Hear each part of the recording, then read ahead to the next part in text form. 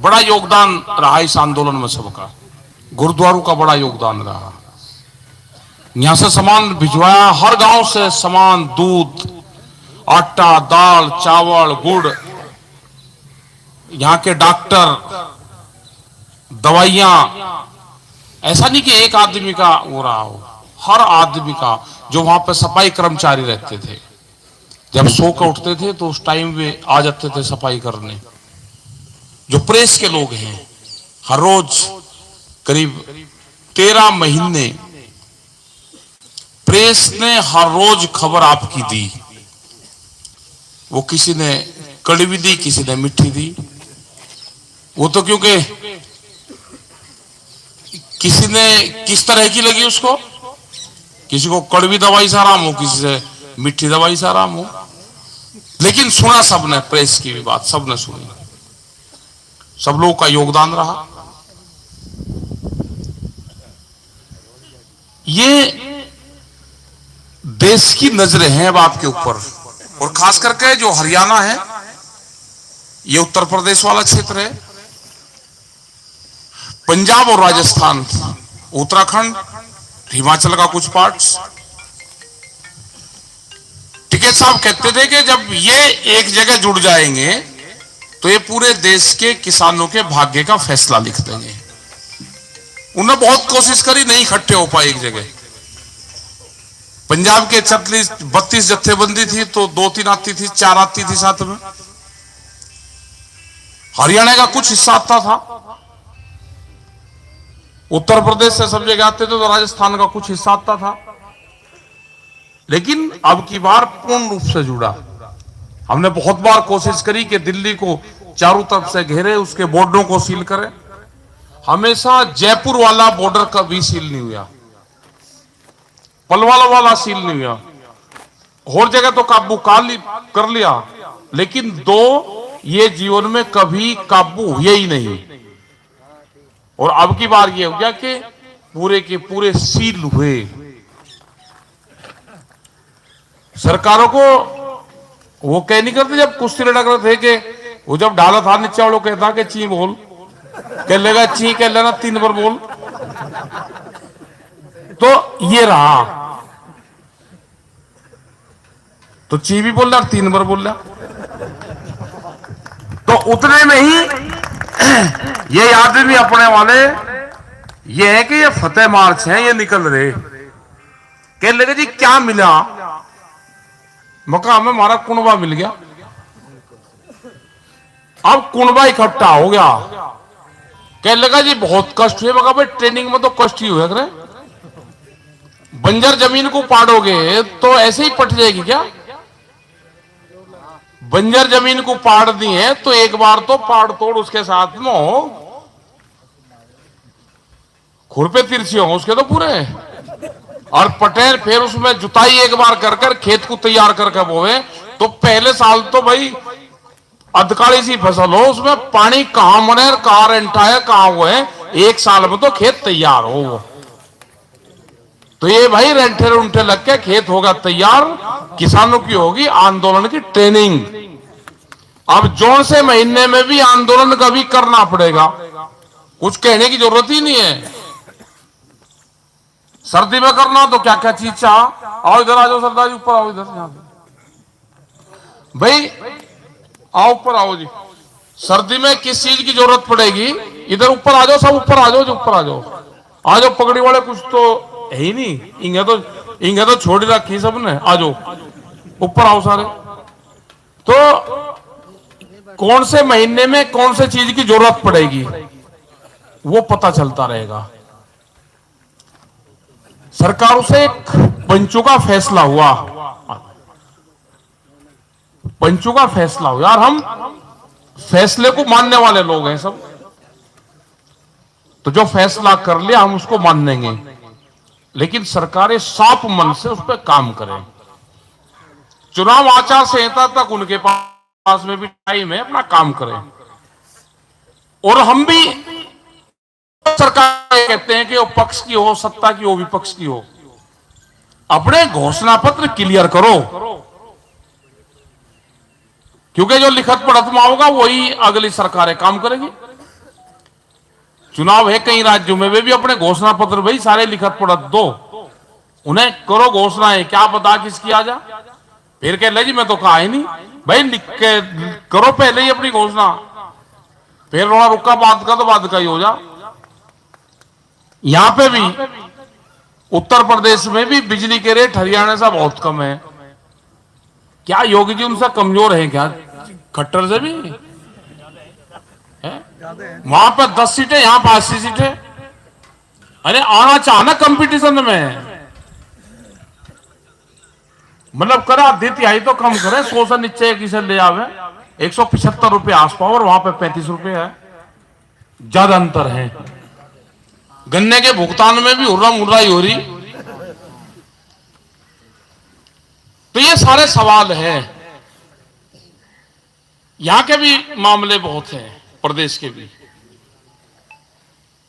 MSP का एक बड़ा सवाल है, पूरे देश का है। एमएसपी अब गांव गांव तक चली गई, बच्चे बच्चे के जबान पर चली गई, हर सरकार के अधिकारी के जबान पर चली गई। 3 लाख करोड़ रुपए का घोटाला है एमएसपी में।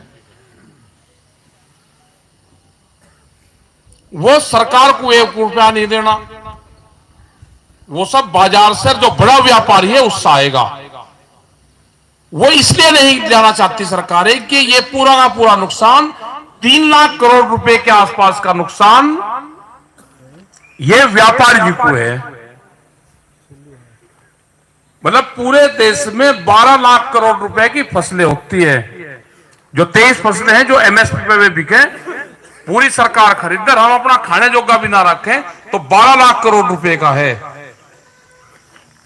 उसमें से 4 लाख करोड़ रुपया तो हम अपने आप कंज्यूम करते हैं लगभग, ये कमती बत्ती भी हो सके कुछ। हम खाने का रखते हैं, बीज का रखते हैं, अपने पशुओं का रखते हैं, कुछ खराब हो जा, 8 लाख करोड़ रुपया बच गया। 4 के करीब की एमएसपी पे मान लो कि सरकार इसकी खरीद करती है इतने की।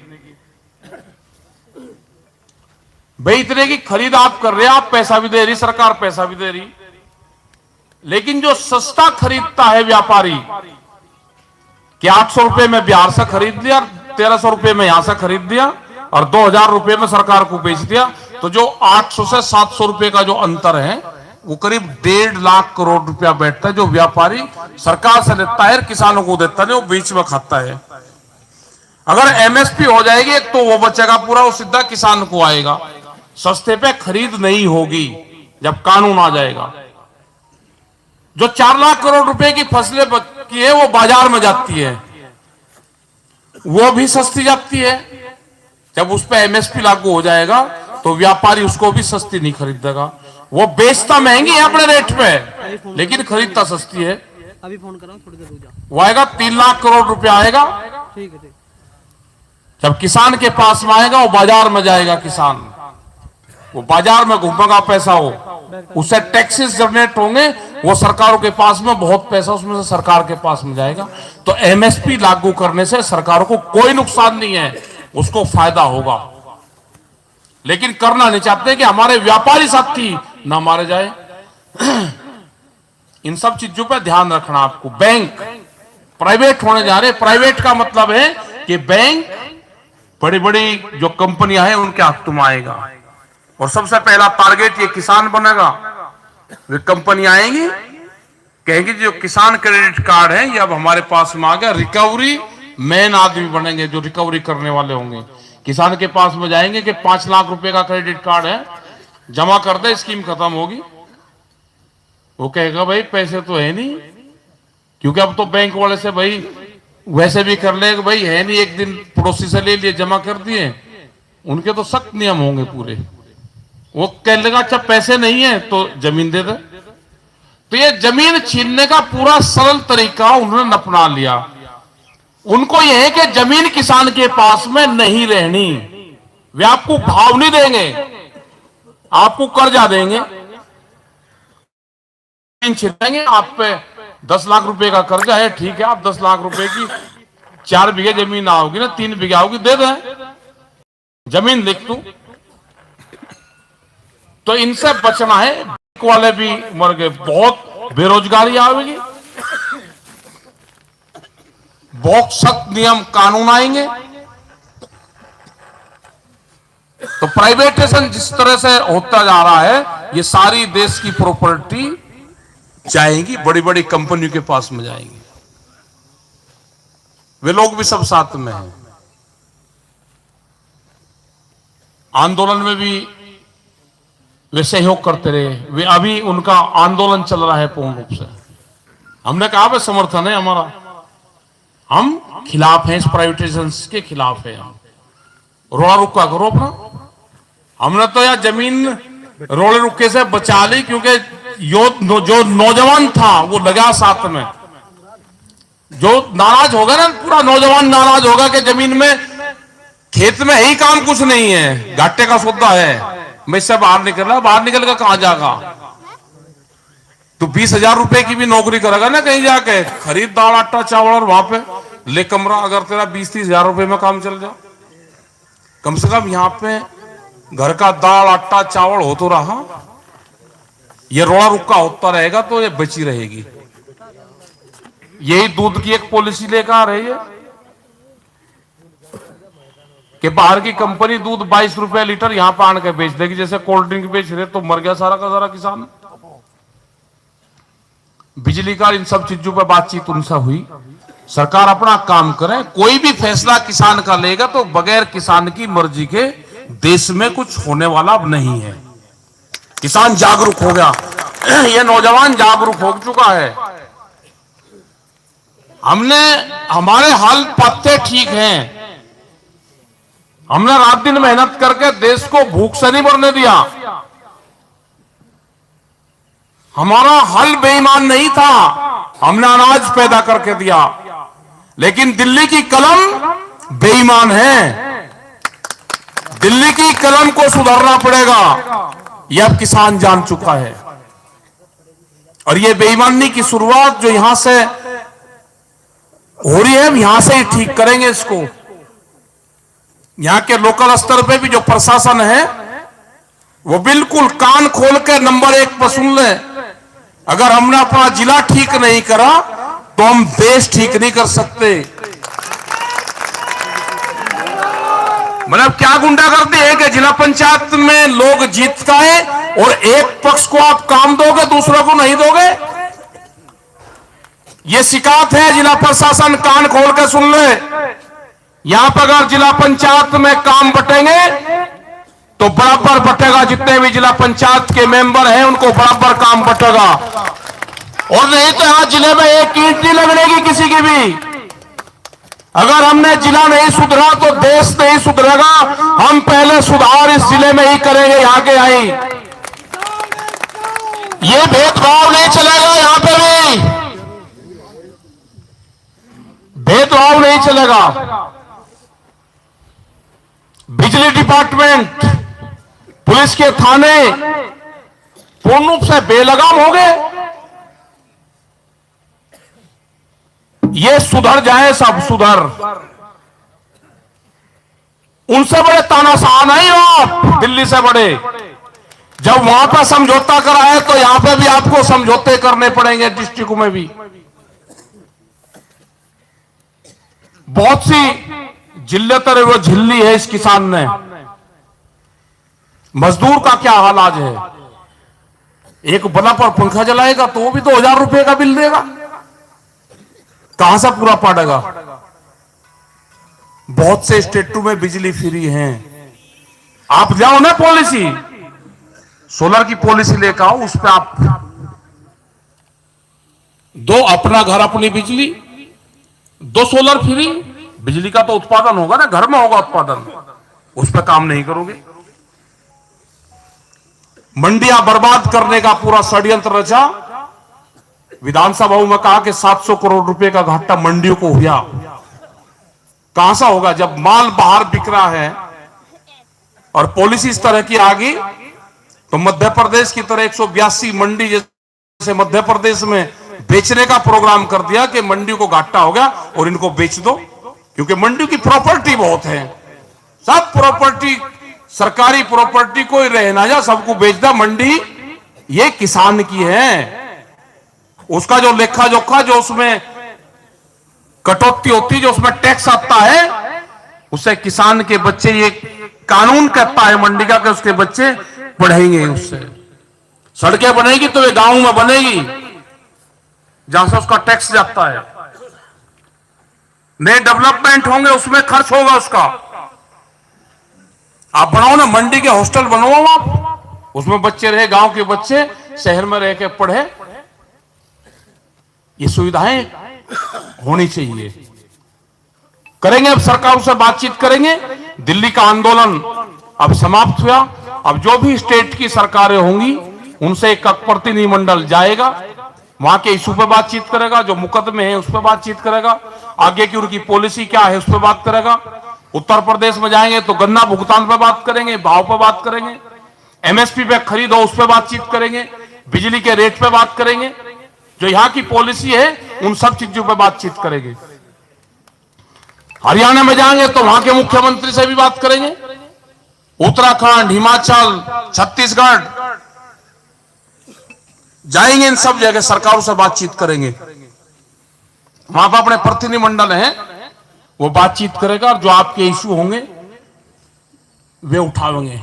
लेकिन कुछ सामाजिक मुद्दे भी आपको चलाने पड़ेंगे। खाली सरकार के भरोसे नहीं है, आपको भी खर्चे कम करने पड़ेंगे। बेवजह के बहुत ज्यादा खर्चे हैं, वो भी खर्चे कम करने पड़ेंगे। शराब, हिसाब लगा लेना, एक का गांव से 2-2 लाख रुपए की एक दिन में शराब पी जा रही, कैसे आबाद हो जाओगे भाई आप। गुटखा, तंबाकू, शराब, नशा, झगड़े, सट्टा, ये आपके गांव में घुस गया, गांव में बर्बाद कर देगा पूर्ण रूप से।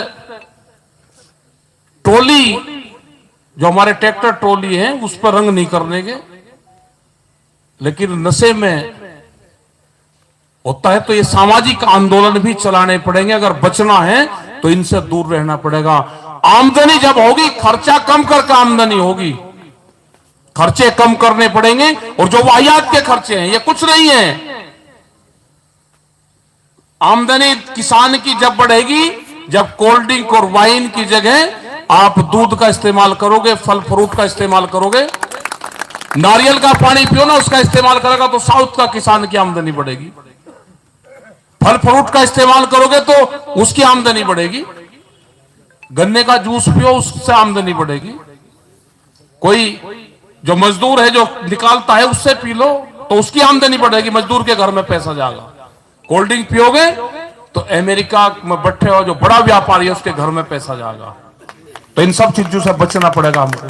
अपने घरों को साफ सुथरे रखो, रंग रूंग करके ठीक रखो कि मैं वाहियात का खर्चा नहीं कर रहा, मैं काम करूंगा। तो इन सब चीजों पर ध्यान देना पड़ेगा आपको। बहुत से आप एक किस्म से वहां पे बड़ा संघर्ष जीत के आप आए, उस जीत की खुशी को अपने आप में बांटो।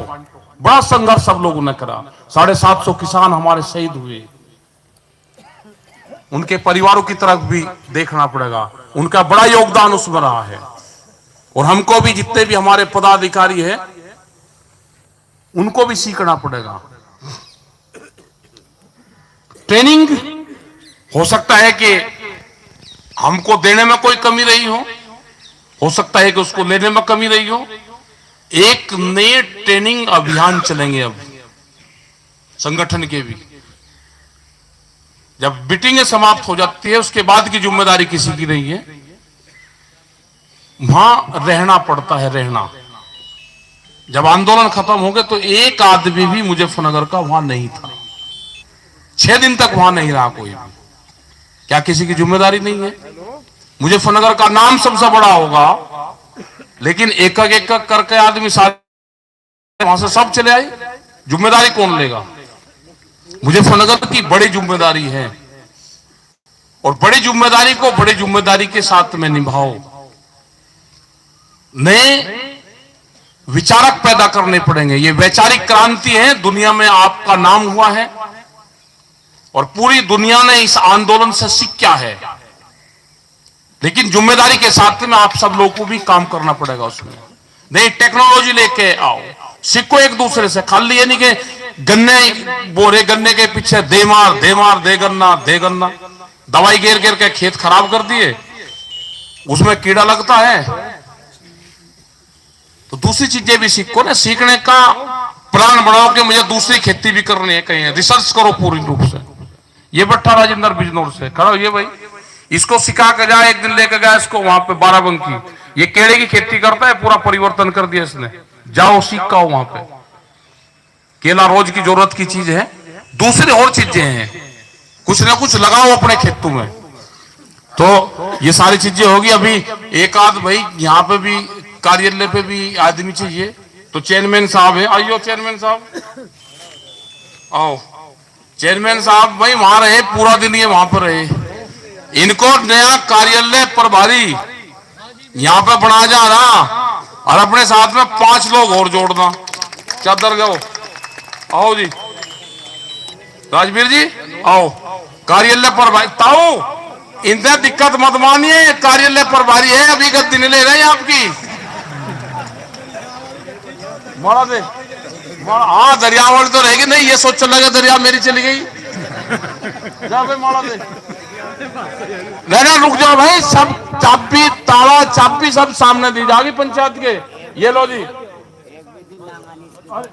ये ताला चाबी है भाई, ये कार्यालय की ताला चाबी, कार्यालय प्रभारी। ये लो जी,